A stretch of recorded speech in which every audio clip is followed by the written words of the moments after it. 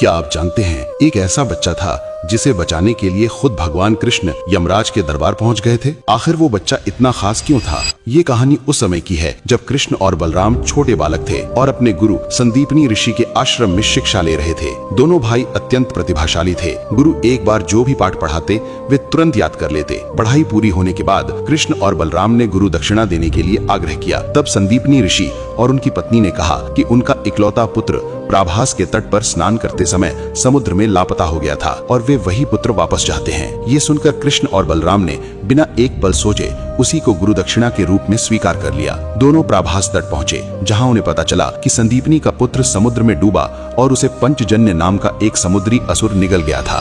कृष्ण ने उस असुर से युद्ध किया और उसे मार डाला। उसके शरीर से उन्हें दिव्य पंचजन्य शंख मिला, जो बाद में कृष्ण का प्रसिद्ध शंख बना। लेकिन संदीपनी का पुत्र वहां नहीं मिला।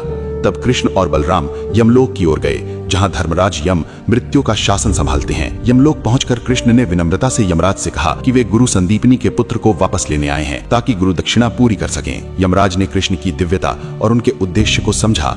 उन्होंने बताया कि छोटे बच्चों की मृत्यु कर्म के कारण नहीं होती, इसलिए उनके जीवन को वापस देना संभव है। कृष्ण की भक्ति, विनम्रता और गुरु के प्रति उनका समर्पण देखकर यमराज प्रसन्न हुए और तुरंत संदीपनी के पुत्र को जीवित कर दिया। कृष्ण और बलराम उस बालक को लेकर वापस गुरु के आश्रम पहुंचे। जब संदीपनी और उनकी पत्नी ने अपने पुत्र को जीवित देखा तो उनकी आंखों में खुशी के आंसू आ गए। उन्होंने दोनों बालकों को आशीर्वाद दिया और कहा कि दुनिया में शिक्षा की सबसे बड़ी शक्ति केवल ज्ञान नहीं, बल्कि अपने गुरु के प्रति निष्ठा और समर्पण है। ये घटना इतिहास में गुरु भक्ति और कृष्ण के करुणामय स्वरूप का सर्वोच्च उदाहरण मानी जाती है, जहाँ स्वयं भगवान ने गुरु दक्षिणा के लिए यमलोक तक का मार्ग पार कर लिया। एक बार कमेंट में जरूर लिखना, जय श्री कृष्णा।